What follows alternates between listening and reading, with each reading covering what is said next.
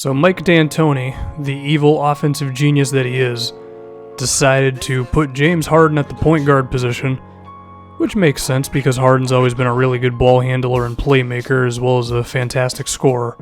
And it's been a rounding success so far, as James Harden is having pretty much as good of a season as you could ask for. Granted, it's only 5 games, but we can definitely talk about it. He's putting up 32 points, 12 assists, 7 rebounds, shooting 50% from the field, as well as nearly 40% from 3. And the question I have now is, can James Harden win the MVP or be a real contender for it with this Houston Rockets team? I mean, currently they're 3-2 on the season, so of course they would have to be on a bit of a better pace than that one. But if they could manage around 50-something wins, maybe Harden could really have a chance at it, because from an offensive standpoint, I mean, if you are not ready to play defense against this team, you're going to get lit up. Because, I mean, James Harden in isolations as well as pick and rolls is very difficult to defend. Then you surround it with Eric Gordon, Ryan Anderson, and Trevor Ariza, 3 guys who are very good three-point shooters, who, by the way, all 3 of them at this point are shooting around 40% from 3. That's just damn tough to defend. And then you have Clint Capella as the roll man, as the center, who's pretty damn decent at catching lobs and finishing around the rim as well. So Mike D'Antoni and the Rockets definitely have a game plan here. And I was watching the Knicks game. Well, that's a lie. I saw the highlights of the Knicks game, and New York, they had some miscommunication issues. They blew an assignment. They messed up on help defense. You screw up a switch, whatever. When you have a guy like Harden who's such a good playmaker, and then all these shooters, one little mistake is all it really requires for 3 points to probably go up on the board. And I think these guys could be the best offensive team in the league this year. Maybe number 2 behind Golden State when it's all said and done. And then if they can hopefully get their defense to maybe 20th in the league. They're currently like 21st if you go by opponent points per game allowed. Perhaps that's enough to get you over 50 wins and put James Harden as a real candidate for the MVP.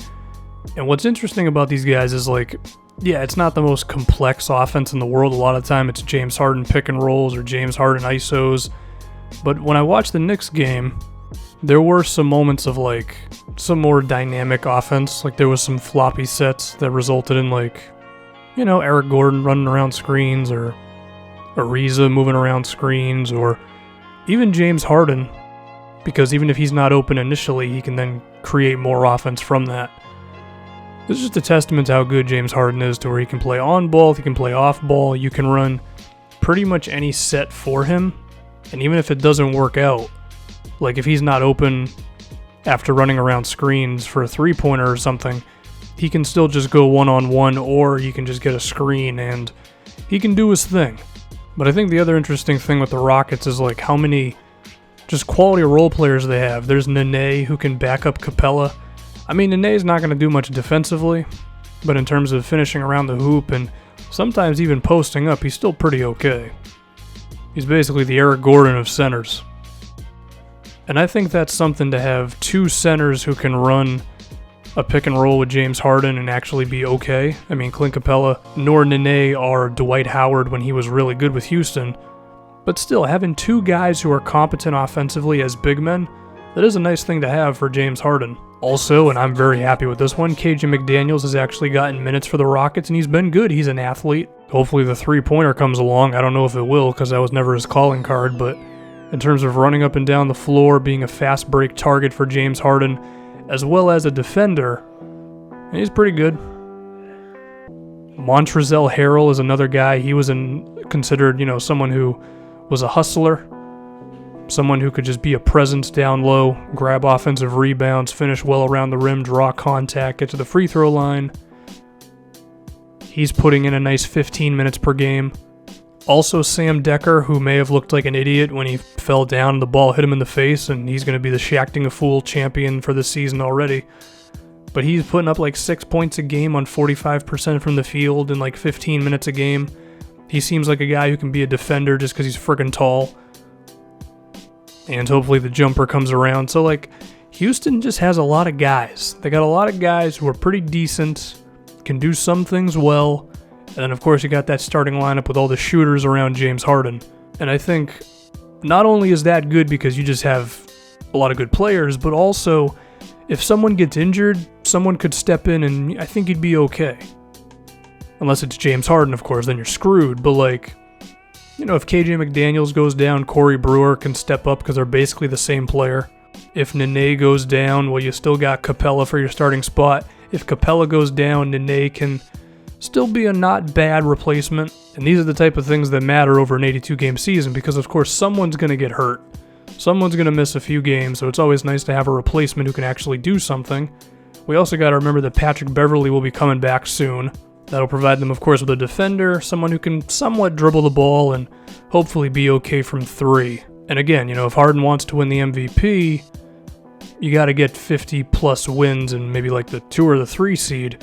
And having a lot of nice quality players on your team, on top of being perhaps the second best offensive team in the league, and hopefully being at least not god-awful on defense, could be enough to get him there and could be enough for James Harden to be in contention for the MVP. Because again, if he's going to put up a season of like 28, 29 points, 7, 8 assists, 6, 7 rebounds a game, while also maintaining his efficiency, yeah, you're definitely an MVP candidate. I think a couple of tests for Mike D'Antoni this season are going to be, one, just when James Harden is not in the game.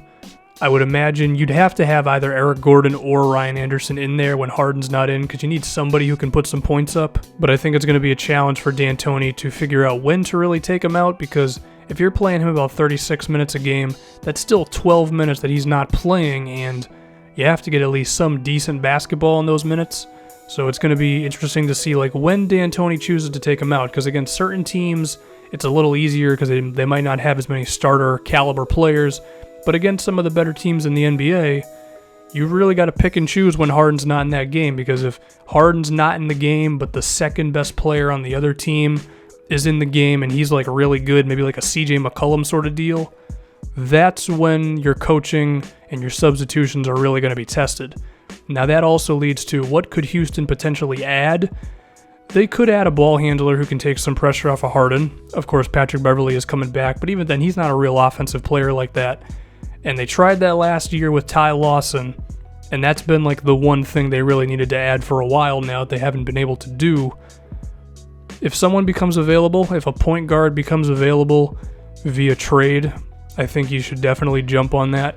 But I also think you don't want to get a guy who's really going to mess up the chemistry of the team either, because I do think you have a good thing going on.